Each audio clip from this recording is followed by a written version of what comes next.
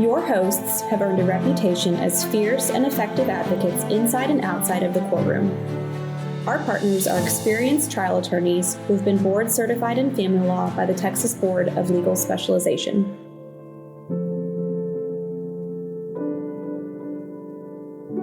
Thanks for tuning into the For Better or Worse or Divorce podcast, where we provide you tips and insight on how to navigate divorce and child custody situations. I'm Brian Walters from Walters Gilbreth. Today I'm joined by Poonam Bhuchar, a TEDx speaker, best-selling author, and former attorney whose work bridges emotional healing and legal strategy during a divorce. Her safe methods and holistic approach resonate with audiences who navigate difficult transitions, and we thought her insights could bring insights to our listeners. So welcome to the podcast, Poonam. Thank you. Can you tell us a little bit about yourself? Thank you, Brian, for having me on. My name, as you said, is Poonam Bhuchar. I've been a corporate immigration attorney and family lawyer for 25 years, and about 18 months ago, I had a soul calling to do something different, which was divorce coaching, which came about based on my own personal experience being a single mom of 2 young kids at the time for 18 years, raising them, and seeing a lot of my clients go through the struggles of divorce. And I wanted something that could bridge the emotional component and the legal component, although being a coach, I can't give out legal advice unless you're in New Jersey.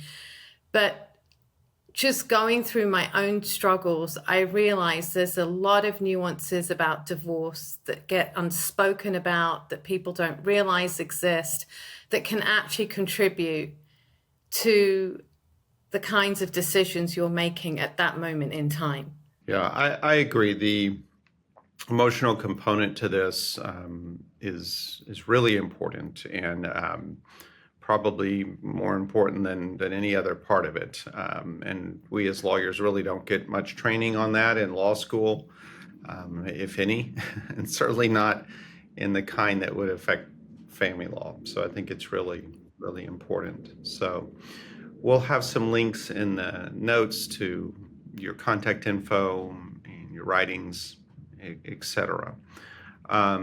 So let's start right off the top about how emotions can cloud your judgment in litigation and what those consequences can be. And we'll keep it to family law litigation. So what have you seen in your studies and your own life? Yeah, I think in my own life, if I could start there, is even though I was an attorney and a young attorney 18 years ago, but I couldn't get out of my own way. Like, I had an attorney representing me, and there was some financial decisions that I made, such as, which we see a lot of our clients make, I want to keep the house, I want to keep the house, I want to keep the house. Well, okay, you could be asset rich, but cash poor. And in keeping that house, I was trying to do it because my emotional component was coming from a place of, I had immigrated from the UK 13 years prior. My entire family was there. As you know, in divorce situations, especially back then, it was much harder to move out of the state or especially country. And the neighborhood was my kids' stability. We had great friends, great everything, and I didn't want to move. But I was working part-time as a lawyer. I'd taken a back seat at my career. I was doing 25 hours a week. I was raising the kids. My ex was on Wall Street. And I was in no position, if I'm taking on 50-50 of the bills, to also keep the house. And I tried to save the house, but believe it or not, I'd end up asking for a high alimony amount for less amount of years. And all that money went into the house that I ultimately ended up losing. And I see so many of my clients do this, whether it's coaching, whether it was in representation, that it becomes, the emotions get tied around the house versus understanding that if you, not in every situation, but if you do let go of the house and make your life less stressful because you have the cash or the money to move into a downsized house, you could be there more for your kids. You will carry less stress. And through all the stresses that I carried, I ended up having 2 strokes at the age of 38 and 40. And I think that is a component that a lot of people miss in divorces. Yeah, I agree with you. That is a lot of stress, by the way. I agree, and the house is a classic example of it. It is an emotional thing. I know our courts don't see it that way, right? Our courts see that as simply an asset or a debt on a spreadsheet. But it's hard, especially at a young age, especially with young children, to see it that way. But you almost have to, right? Otherwise, you get into the situation that you're in.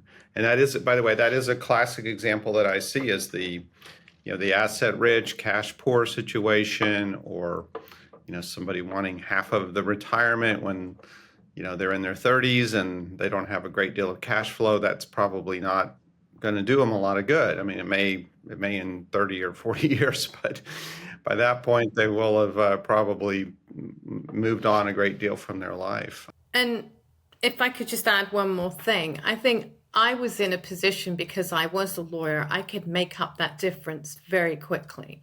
Like, head to the ground, ran my own practice, had employees, was successful. I could do that. And I was fortunate because I insisted on going to law school after I got married. A lot of people can't do that, and it takes them years and years to dig themselves out of that hole, and it's just not worth it. Yeah, I agree. And then, as you said, additionally, you have children to think about as well. If it's just you by yourself, we'll get through it as adults, but you don't want it to affect the kids if possible. What are some other examples that you commonly see with people that are in going through a divorce or family law situation, and where they let emotion take the front seat? And by the way, it's normal, I think, to have emotion. I mean, if you weren't emotional about getting divorced or having a custody battle with someone that you're not married to, you probably wouldn't be a human being. But what are some common ones that you do see? So the biggest one, and part of the reason of why I switched, is kids, custody. Don't use them as pawns. No matter what has happened to you, do not use them as pawns. And I can tell you from personal circumstances and professional. I gave my kids the freedom, although I had primary custody, to go to their dads when they wanted, to come back whatever they wanted. Ultimately, they ended up staying with me. But even after that, as the kids get older, at the end of the day, they don't care what has happened to either parent. They do, but they don't want to pick sides. And ultimately, I've got 2 parents who are still married today, 52 years later. At the end of the day, all kids want is both their parents in their lives, in whatever capacity each parent would like to be there. Don't poison your kids' minds, because ultimately it will work against you. Don't use your kids as pawns. And the one that drives me absolutely nuts is, do not tell me your kids are resilient. My answer to that, in terms of coaching, in terms of as an attorney, is we use that phrase as a phrase of saying that they're going to be okay. We don't really need to worry about their emotions. But we as adults will have therapists, we'll have an attorney, we'll have all these kinds of resources to go to. And I've dealt with parents who are resistant to even put their kids in therapy. And the kids, I believe, whether it's therapy or whatever, needs a neutral place where they can say how they feel. And it's not a knock on any of us as a parent, but to make them healthy children as they grow up. They're already dealing with the split of their family. Make it easier on them. Don't badmouth one party in front of them, it's still their dad or it's still their mum. Don't do it, because it does have an ultimate impact on them. And I believe if I could get people to understand this, I walked out of a marriage because I had to. It was healthy for me and my kids to do so. But today, 18 years later, I can speak to their father about any situation that comes up with the kids. Primarily, it's because you need to get rid of that animosity, and you need to understand whether you get along as with the other parent or not. Like it or not, you're going to have graduations. You're going to have high school graduations. You're going to have college graduations. Your kids are going to have their weddings. They're going to hopefully have kids, whatever it is. Are you going to continue to make that disastrous for them every single time they have a happy moment in their lives just because we can't get out of our own way? There is a generational impact to this, and it needs to stop. And that's why I also wrote the book on the SAFE method. By healing myself, I can stop the way I'm reacting towards everything else, or at least minimize it. Yeah, I agree. And there's a lot of variations on that, kind of undermining or, alienating, whatever you want to call it, the other parent. I mean, there's the obvious one, which is, your mother is a terrible person. I'm, repeat after me, your mom is a terrible person, right? That's the obvious ones, but there's very subtle things you can do on the other extreme, rolling your eyes when you're, the other parent calls, not being flexible, saying passive aggressive things about, oh, your dad's late again, or whatever. He's probably drinking, or he's probably with his new girlfriend or something like that. There's a lot of other ways to do it that you can probably rationalize if you want to. Oh, I'm not undermining the other parent, but you are, and kids pick up on that. They're pretty smart, pretty perceptive from what I've seen.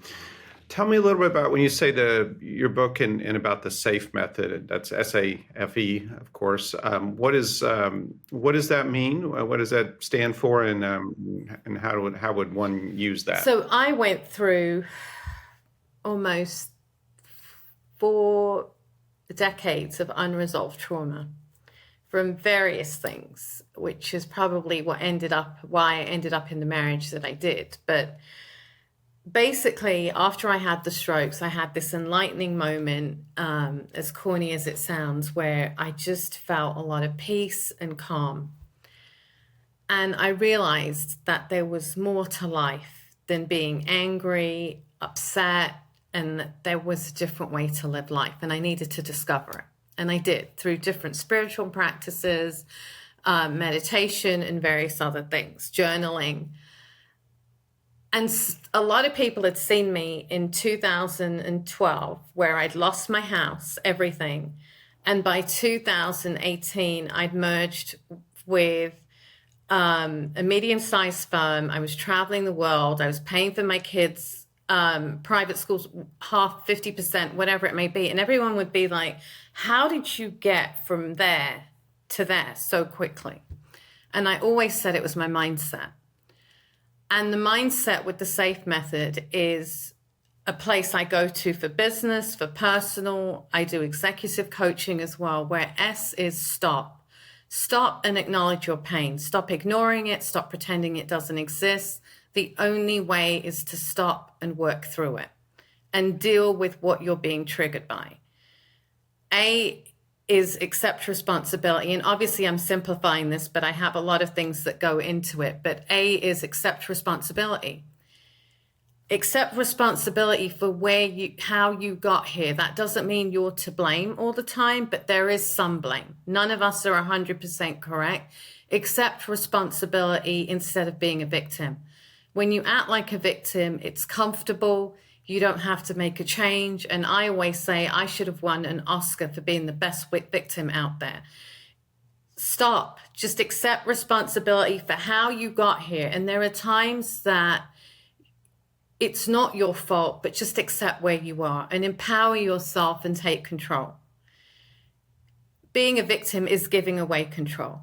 F is forgiveness. Forgiveness of the other party that you perceive has hurt you.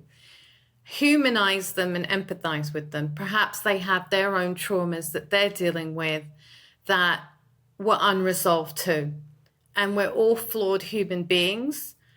Forgive them. Forgive the universe because you're angry that why does this always happen to you? And my thing is, why should it not happen to you?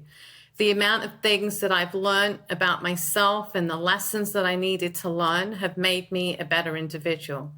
Forgive yourself, the hardest thing in the world. Forgive yourself for what you didn't know, for the mistakes that you've made, and commit to being the better version of yourself every single day. E, embrace. Embrace the good, embrace the mistakes. We all run away from our mistakes and our feelings. Embrace them, because that's when you become truly whole and know who you are and can stand in your power and your truth.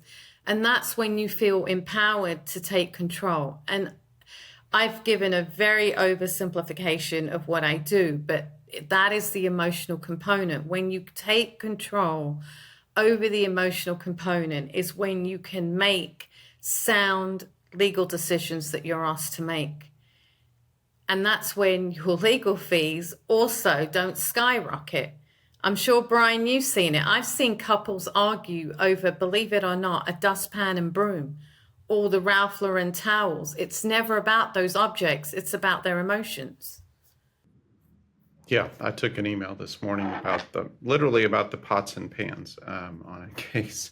And exactly. Now, that makes complete sense to me. And I mean, if the argument is, of doing the right thing isn't, for yourself or for your kids is not enough, which it should be for most people, and I'm sure would be for most people. But I've also seen that it seems to me that there can be negative legal ramifications in a courtroom or in a case from somebody who's carrying those kind of emotions and behaviors into the case, besides what we've talked about higher legal fees, all of those bad relationships with the other party, the bad relationships with your kids going forward probably. But have you seen these people that go into these cases with these unresolved emotions not only make bad decisions, we talked about that at the beginning, bad settlement or negotiating positions, but have courts react poorly to them? Oh yeah, I've been on a case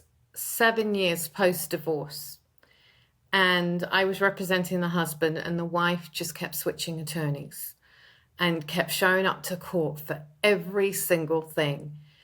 Ultimately, the court emancipated one of the children because I had requested it, because it was just it was so far-fetched in order to represent my client. That was the only thing I could do.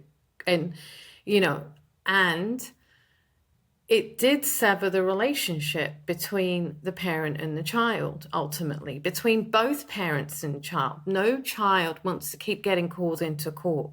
No child wants to keep being the go-to ping pong ball between both parents. So the courts did react poorly, ended up saying, don't want to see you in our courtroom again. You are, the parents are monsters. This needs to stop. Wow, that's a new new option for a court to do, but I could see the logic behind it.